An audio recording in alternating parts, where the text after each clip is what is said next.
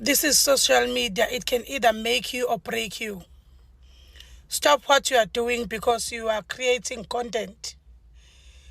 Ngisiza wena. Ngizwa ngikudabukela ngani yami. Ngizwa ngikudabukela ukuthi content has become a part of your life in such a way that you are gambling your life and my life as your mother for the sake of content.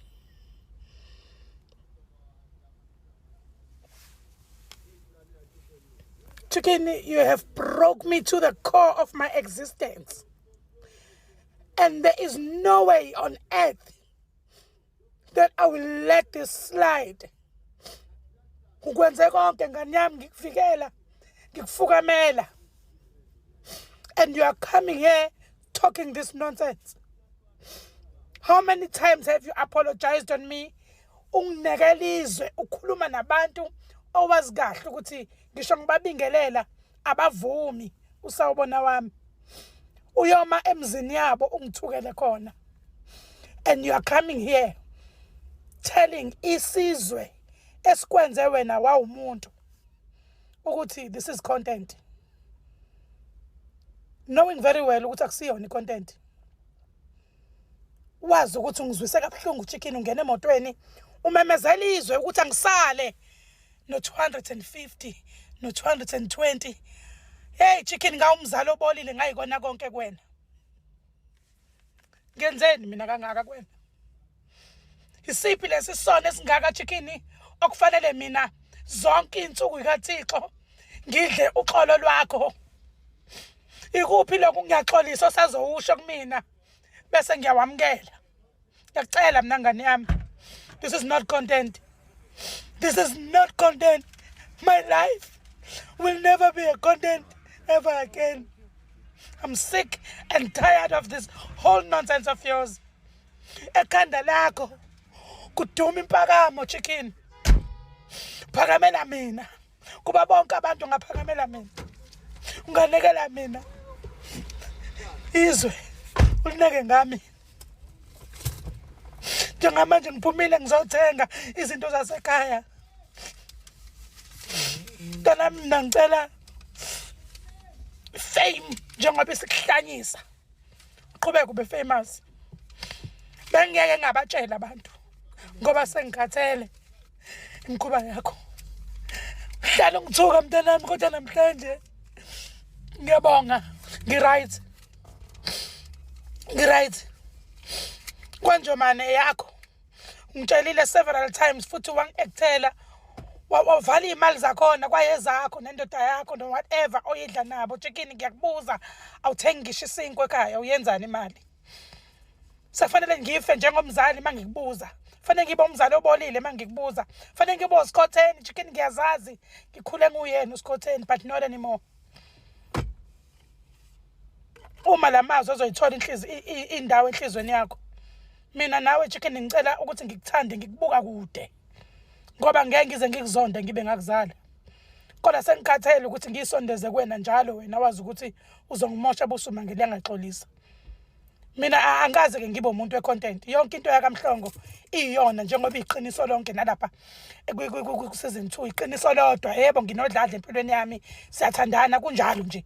Ngoba kwakufanele ukuthi uNkulunkulu namathonga kithi sengikhalile kangaka ama relationship khaliswa izingane zami angilandela umuntu ozofika avala isikhala sokuba ingane avala isikhala somu. Yabona nje manje sengibongile khehla kulungile. Hamba nekwanjomane yakho. Hamba nekwanjomane yakho chicken.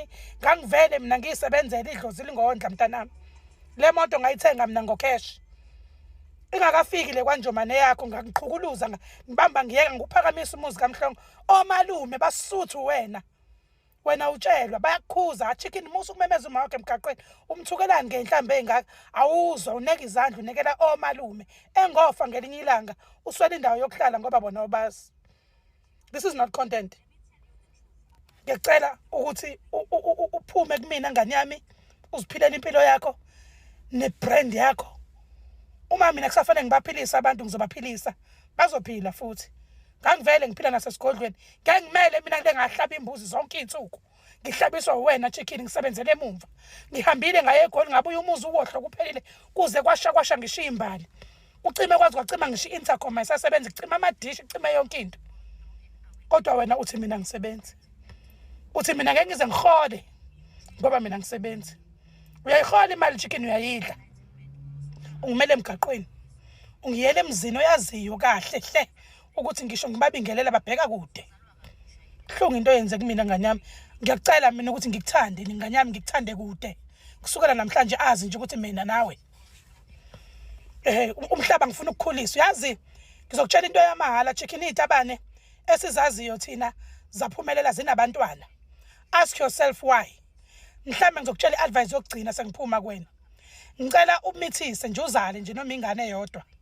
Wenzele ukuthi lento oyenza kumina izokwazi ukuyenza ingane yakho to break the curse, because nami I believe ukuthi kungenzeka ukuthi kubuye induku zami zibhlungu ziyazwela noma wakhetha ukungiyeka ngabe umuntu nami ngicela ukuphuma kwena ukuze ube umuntu.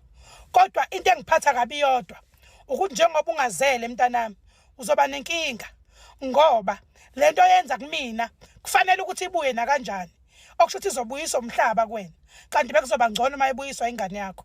Osomizi banezingane bazele ngama-twins abanye abantwana la ngaphandle, bayazala abantwana la ngaphandle baqhuba imikhuba yabo nje bayazala. Engathi ungakuzala njengane yami wenzele ukuthi mhlawumbe uzoba umuntu ukuze uyizwe ingane yakho nawe kumele emgaqweni ikutshela le nto ngitshela yona, impilo yakho mhlawumbe iphinde ibe ngcono. Ngoba njengamanje mina sengikhathele ukuthi uxolo lwakho usuxolise kaningi chicken more than 10 times. Ungihlukumeza ungiphatha kabi. Omakhelwana ayikho into abangayazi ngambeyizwa ngawe. Ungimele emgaqweni chicken, akekho umuntu ofisa ukuthukwa athukwe ingane yakhe. Qhamuka usuhleka la ku social media ngikukhave chicken, ngikukhave ngoba ingane yami.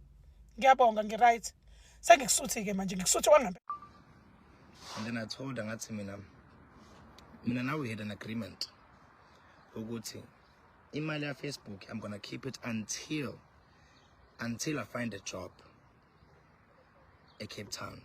Then when I find a job, obviously, and then we're gonna split it into half because vele sasihlezi kanjalo. Well, then they be ngichafisa because angina energy like angina energy ukuchaza because it's like. So now here's the thing. Uyakhuluma wena wenza luso like awurabishwe ingane useless. Now what triggered me is not the fact that I'm useless, because vele amagama engikwaziyo lawo hleze ngitshena wona njalo mayidiniwe or masixabana, because we always fight naye. And not that I'm useless because leyo nto ngiyazi ngayo mina ngibuye eCape Town like angekho kudla. I bought a grocery because uNtokona bebexabene nomama ngagrosa mina. So obviously leyo nto lo mndeni amakayazi ukuthi mina angithengishe isinkwa ngizwa ngani nakhona. And then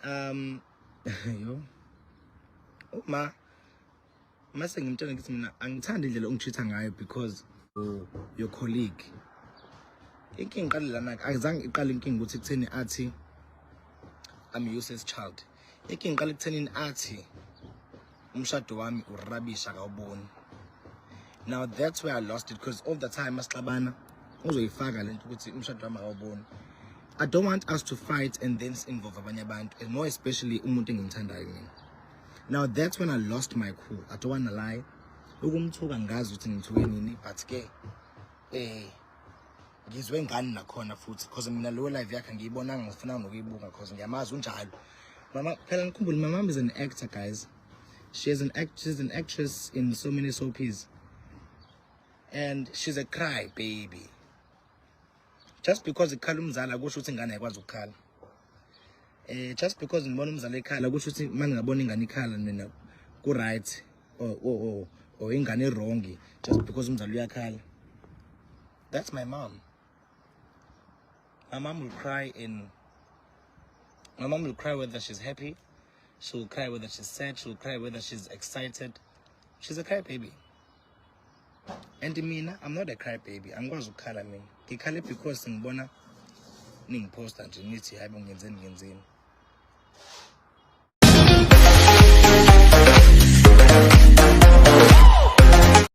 Hello everyone, welcome back to Sunny Live Show. Thank you so much guys for tuning in. I'm back again with the Mzansi Celebrity Stories, and namhlanje sikhuluma ngabantu that we never thought bangaxabana bakithi the way kade bezwana ngakhona. Labo ke uChicken kanye noma wakhe uSimangele Mhlongo esibazi kakhulu kwiKwanjumane on Mzansi wethu. Ngicabanga ukuthi guys baku season 2 ke manje laphana ke kuMzansi wethu. Inxabano yabo isemalini bakithi. Uma kaChicken ukhala ngokungatholi ngisho isenti elimnyama kule show ngenxa ukuthi ithathwa undodana wakhe uChicken ayidleke nesoka lakhe athi umama wakhe akasebenzi so akadeserve imali.